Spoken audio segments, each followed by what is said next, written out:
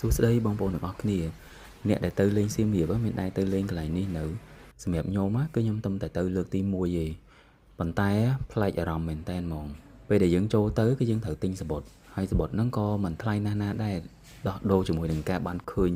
របស់ដែលប្លែកដែលយើងមិនដែលបានឃើញណារបស់ទាំងអស់ហ្នឹងគឺមានរបស់ខ្លះគឺគេធ្វើមកបែបធ្វើដោយដៃហើយគេដាក់លក់នៅក្នុងហ្នឹងក៏មានដែរយើងអាចទិញមកបានណាហើយគេមានតម្លៃមានអីបិទនៅលើហ្នឹងចឹងទៅហើយរបស់ដែលគេដាក់នៅក្នុងហ្នឹងគឺ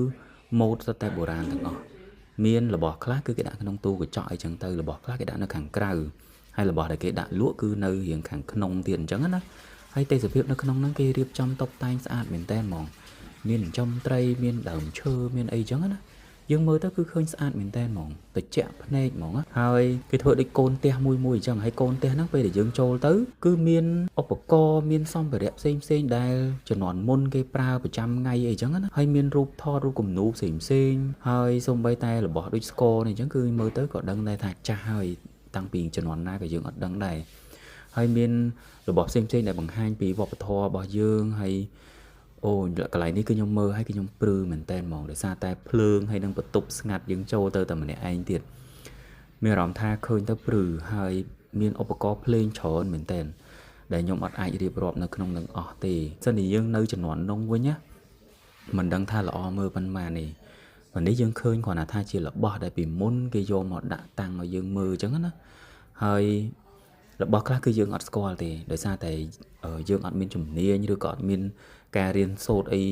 ឲ្យលម្អិតពីឧបករណ៍ទាំងអស់ហ្នឹងគឺយើងបានត្រឹមតែមើលហើយរបស់ខ្លះគឺគេអត់ឃើញមានជាការដាក់តម្លៃលក់ទេតែរបស់ខ្លះមានហើយមានដូចនេះរបស់អស់នេះអីគឺសិតតែរបស់ដែលគេប្រើនៅតាមផ្ទះបាយនៅតាមជំនាន់មុននៅស្រុកស្រែឬក៏អីគឺគេប្រើហើយដូចផ្ទះបាយបុរាណគេនេះគេរៀបចំមកឡើងស្អាតភ្លឹងហ្មង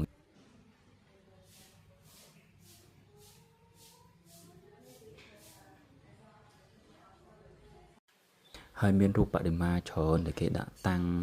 នៅក្នុងនឹង